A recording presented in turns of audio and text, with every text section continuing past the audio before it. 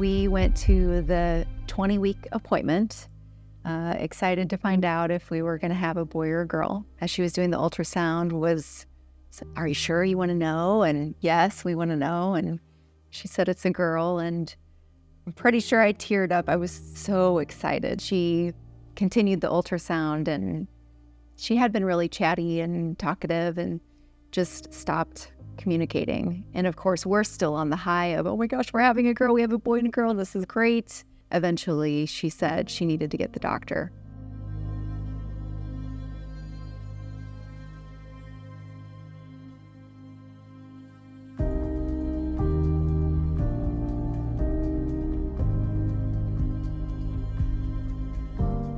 Between the tech telling us that and the doctor telling us, it was probably about 5 to 10 minutes.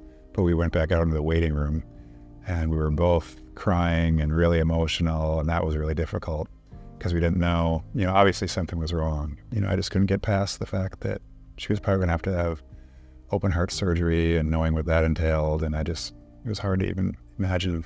In your mind, you're trying to understand why this is happening to your child and your family. This is the baby that God wants us to have, and we're blessed, and we're gonna do all we can to be prepared for whatever that journey is. Right after she was born, we did get to see her very, very briefly, but then they took her. I was just praying over and over again, just let her be okay, let her be okay.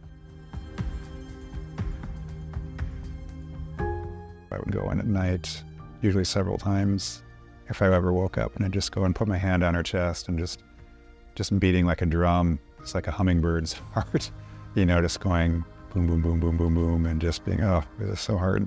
Right before her surgery, we were at my sister's wedding, and she catches her breath, and you can tell she's just, she's dizzy. To teeter a little bit. Yes. That was the first time we'd captured that or seen that, to look at it over and over and be like, man, what's going on there? It's time. She needs this surgery. We were told over and over again, bigger is better. She's maybe as big as she can get at this point.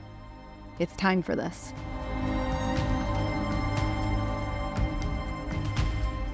For me, just the trauma to the chest, that's a really, for lack of a better word, violent surgery. Geez Louise, can you imagine your child going through that?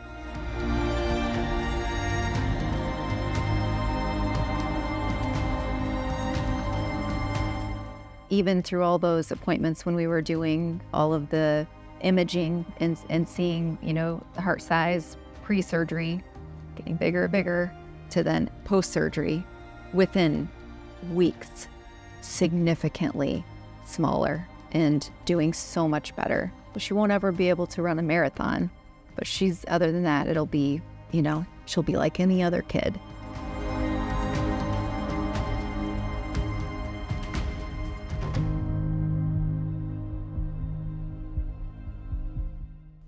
She's definitely a really strong little person. I'm always impressed by how resilient she is. Somewhere in her psyche, she still knows and remembers that she went through a lot and overcame a lot.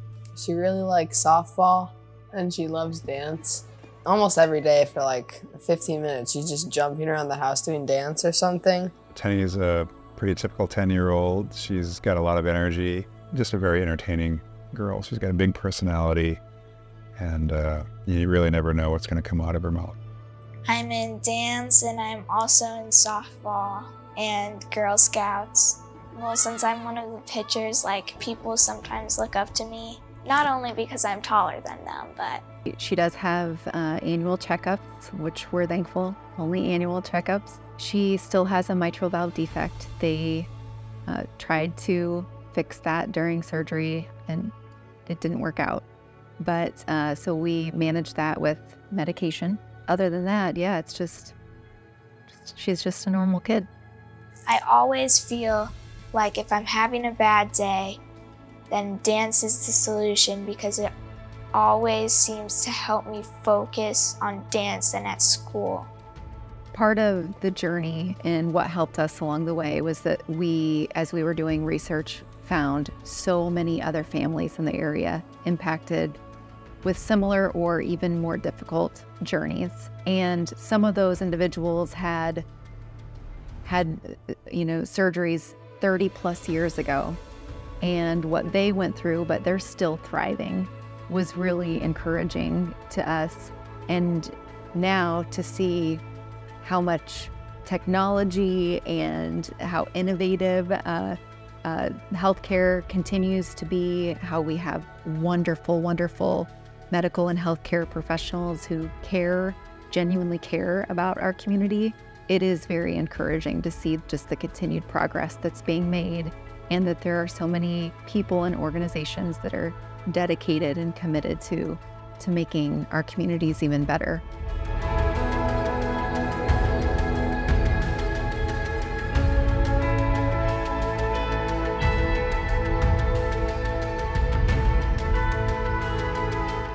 I'm just trying to do the best as I can, because if my heart messes me up and then the next day I'll be thinking, why did I do that? My heart isn't bad. I got help. I'm fine now.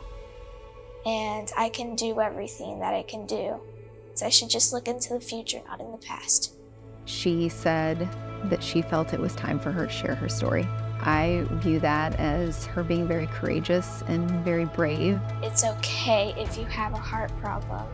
It doesn't make you any less than you.